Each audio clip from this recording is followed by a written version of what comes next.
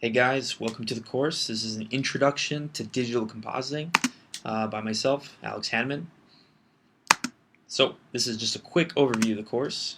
We're going through a lot of things, so it's going to be a lot of new concepts if you guys are brand new at this. If you're not brand new and you're coming from After Effects or Photoshop, you're going to have a bit of a fundamental understanding already, but this is going to really help you out and transition into Nuke and have a little bit of a deeper understanding, on the fundamentals, how to get started, doing more complex compositing. So this is really a fundamentals course for beginners. If you're not a beginner, I would recommend you know all this stuff anyways. So if you've already bought the course, go through it, learn everything. But I will be offering more advanced courses after this. So yeah.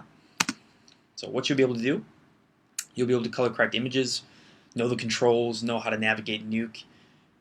You'll know the concepts of node-based compositing, understand a little bit more about images and how they work together, replacing backgrounds, compositing them together, taking two images that don't match and making them seem like they're in the same realm. So that's really the essence of what a compositor does. So placing fake images onto real scenes, we'll be doing that. We'll also learn a bit of invisible effects, which is just kind of removing objects from scenes, taking pieces from other places, and it's called clone stamping them out. It's similar to the clone stamping you'll see in Photoshop, but we can do it with video, so that's how we're going to do in this course. So here we go. This is what is digital compositing. Hopefully you guys already have kind of a rough idea of what digital compositing is if you're taking the course, but if not, this is kind of what it is. It's taking many images, it can be dozens or hundreds of images, and making them into a seamless picture, final result. And those colors need to feel like they're all in the same place, and yeah, that's pretty much it. So this is a shot I actually composited on the film Alien Covenant that I just want to show you guys because it's easy to explain. So you can see here these engines have many layers to them. It's not just a glowing engine, but there's kind of a glowing core. There's a bit of heat distortion and flames coming off the edges. There's some light beams coming down. You can see here some subtle light beams with a bit of distortion. There's big dust passes with light going through them. There's some clouds in the background, some brightness coming from behind the hill, and then also these hills are a little bit hazed back, so they seem further away. So these are all the kind of concepts you'll learn, and how to make the starting. You won't learn up to this point quite yet, but you will get a fundamental understanding of these main concepts that you need to know to get to a place where you can do this. So this is just a quick breakdown here. So green screen shot, person's taking off the green screen, dropping in all the environment. The environment didn't come looking like that, obviously, so I had to do all the work of making the colors of that environment work together. So a lot of the times you'll get pictures from different places, real pictures of, environments, or you'll get renders from other people if you're working professionally. So a lot of your job is to make that stuff work together. So this is another breakdown. This is a set extension, which you guys will be learning in this course. You will learn how to do a basic set extension. So this is kind of starting with this footage here. This was a shot I did quite a while ago, but it's a good explanation because as a breakdown, you can see some images are placed in, some geometry is actually laid over, and everything is made to look like it's matching. So many layers, many layers, beams of light, dust, adjusting the colors, the warmth of the colors, making these windows look like there's light coming onto them from the backside. This train isn't there, obviously, so there's many elements to that. So this is another thing that's kind of important that compositors do is common elements. So what is an element?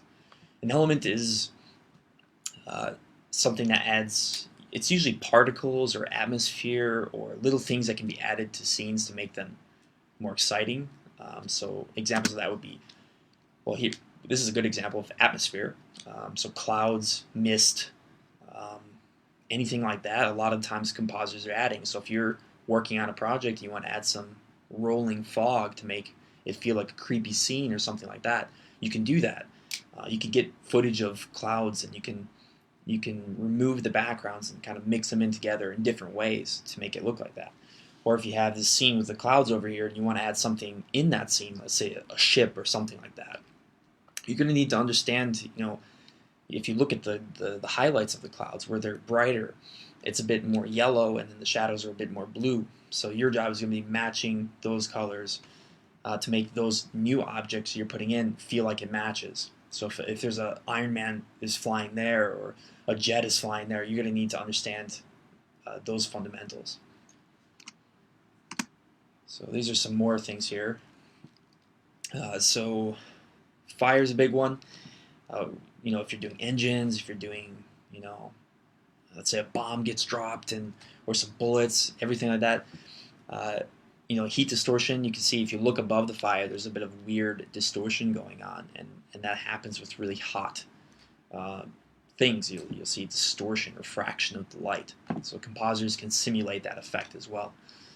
Sparks, so this is sparks filmed on a blue screen. So a lot of times you can find footage online of just sparks that were filmed, and sometimes they'll film that with like a welding tool, or you can use some fireworks or something like that and get this cool footage. And let's say somebody shoots a wall. If somebody shoots a wall, and let's say the wall is made of metal, you're going to get a spark coming off that metal from the impact. So that's the kind of stuff that compositors can add to images. So you can make a gun battle or something like that.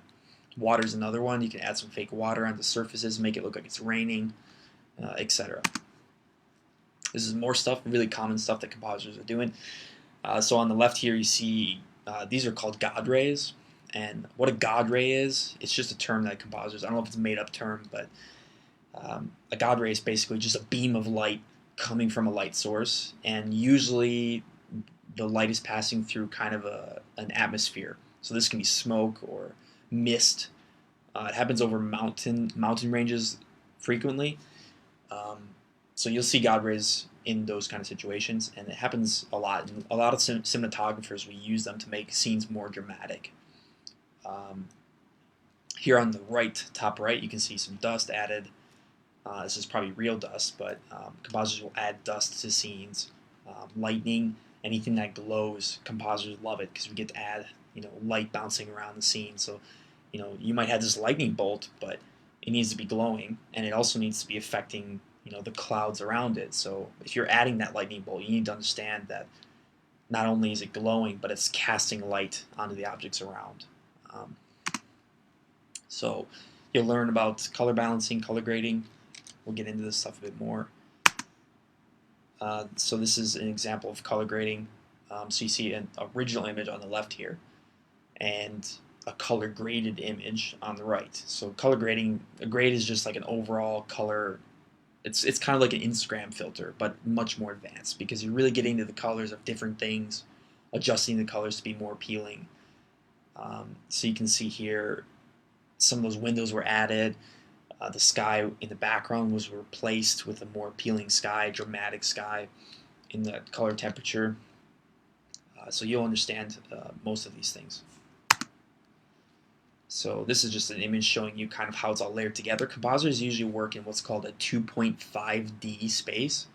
So it's not only 2D images, but it's not quite like a 3D artist where they're working in Maya or 3ds Max where they're modeling objects a lot. So most of the time you'll be working in 2D, but occasionally you can work in 3D in Nuke, and Nuke does have a very powerful 3D system for certain things, but that will be for another course. So to get you guys on the right track, we're going to start with 2D compositing, get you up to speed, and if you're interested in learning more advanced techniques, those will be coming in new courses later.